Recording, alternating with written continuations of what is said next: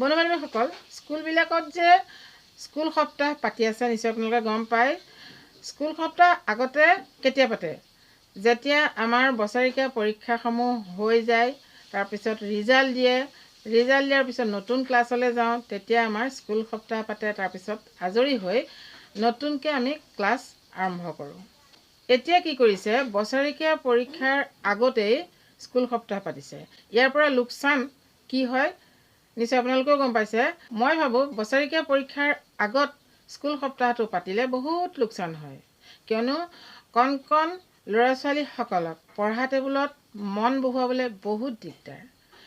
তেনে ক্ষেত্ৰত পৰীক্ষাৰ আগত যেতিয়া স্কুল সপ্তাহত নানা ধৰণৰ খেল ধেমালি কৰি তেওঁলোকে নাচ গান কৰে, তাৰ পৰা আনি পঢ়া টেবুলত মন বহাই তাৰ পিছতেই বছৰেকীয়া পৰীক্ষা এটা দিবৰ কাৰণে সাজু হ'বলৈ ডাঙৰৰে দিগদাৰ, সৰু সৰু ল'ৰা ছোৱালীৰ কিন্তু বহুতেই দিগদাৰ হয়। এইকাৰণে মই আপোনালোকৰ আগত কথা কেষাৰ ক'লোঁ, কাৰণ এতিয়াৰ ল'ৰা ছোৱালী কেনেকুৱা হৈছে আপোনালোকে দেখি আছে। এনেই সিহঁতি পঢ়া টেবুলত মন বহুৱাবলৈ টান পায়, চিঞৰ বাখৰ কৰি আনিব লাগে।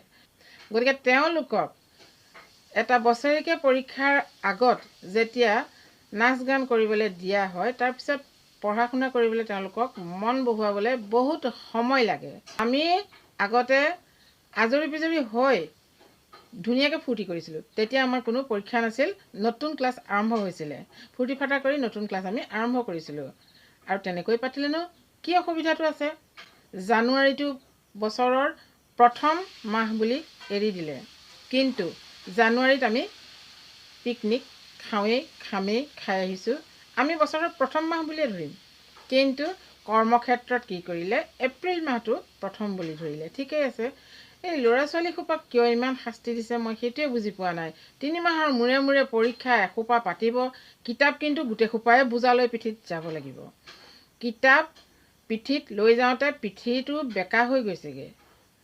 পৰীক্ষা পাতোতে মানে ইমানেই চোকা হৈছে, সিহঁতক আচলতে নিয়াৰ বাটটো কেনেধৰণৰ হৈছে সেইটো আপোনালোকে জনাব। আগৰ ল'ৰা ছোৱালী তেনেকুৱা নাছিল। পৰীক্ষা বুলিলে তেওঁলোকে ছমহীয়া পৰীক্ষাত নম্বৰ পাইছিল, বছৰেকীয়া পৰীক্ষাটো নম্বৰ পাইছিলে, আমিও পাইছিলোঁ। আৰু আগৰ যুগ নাই ঠিকেই, সেইটো ক'ব। হ'লেও এনেকুৱা ধৰণৰ কিছুমান পৰিৱৰ্তনে এই সৰু সৰু ল'ৰা ছোৱালীখিনিক কিন্তু ভাল কৰা নাই। যেনেকৈ গ্ৰামাৰ কেতিয়াও সলনি হ'ব নোৱাৰে, নতুনকৈ গ্ৰামাৰ এটা ওলাব নোৱাৰে, সেয়া অসমীয়াই হওক বা ইংলিছেই হওক।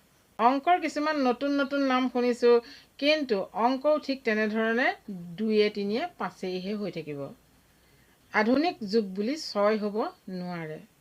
আপোনালোকে জানেই আপোনালোকৰ ঘৰৰ ষ্টুডেণ্টসকলক কেনেকৈ আপোনালোকে কষ্ট কৰি দুটামান প্ৰশ্ন কৰিবৰ কাৰণে চিঞৰি থাকিব লাগে। তেনে ক্ষেত্ৰত তেওঁলোকক এই দিনকেইটাত যেতিয়া ফূৰ্তি কৰিবলৈ এৰি দিয়া হয়, তেওঁলোকৰ পঢ়াৰ বহুতো লোকচান হয়। কোৰ্চটো শেষ কৰি তাৰপিছত সেইখিনি তেওঁলোকে ৰিভাইজ কৰিব লাগে। কিবা এটা শিকিবলৈতো 2 দিন সময় লাগে। পৰীক্ষাৰ আগত আমাক আগতে ভাওনা এখন চাবলৈও নিদিয়ে, আৰু কোনোবাই যদি ভিতৰত কথা পাতি থাকে মাহঁতৰ লগত, খেদে যাবলৈ হ'লে। গতিকে পৰীক্ষাৰ আগত আমাক আবেলি ওলাই যাবলৈও নিদিয়ে অকণমান। তেনেকুৱা এতিয়া হৈছে পৰীক্ষাৰ আগত খেল ধেমালি। যদি সেই খেল ধেমালি কৰোঁতে তেওঁলোকে ক'ৰবাত দুখ পায়, আমাৰ দিনত পায়, দুখ পাবই। দৌৰিলে কৰিলে ভৰি বিষায়, তাৰোপৰি দুখ পাব, ভাগৰ লাগে, ৰাতি শুই থাকেহি, কিমান দিন লোকচান চাওকচোন। নাজানো দেই, আপোনালোকে কি কয় সেইটো আপোনালোকৰ কথা। মই মোৰ মনৰ কথাখিনিহে আপোনালোকৰ আগত প্ৰকাশ কৰিলোঁ। শিক্ষানীতি পৰিৱৰ্তন হৈ গৈ আছে। এখনকৈ নহয়, 2খন কিতাপ, এফালে ইংলিছ এফালে অসমীয়া কৰোঁতে এখন কিতাপক 2ভাগ কৰিব লগা হৈছে। ঠিক আছে, ভিডিঅ'টো কেনে পালে জনাব। নেক্সট ভিডিঅ'ত লগ পাম। Thank U.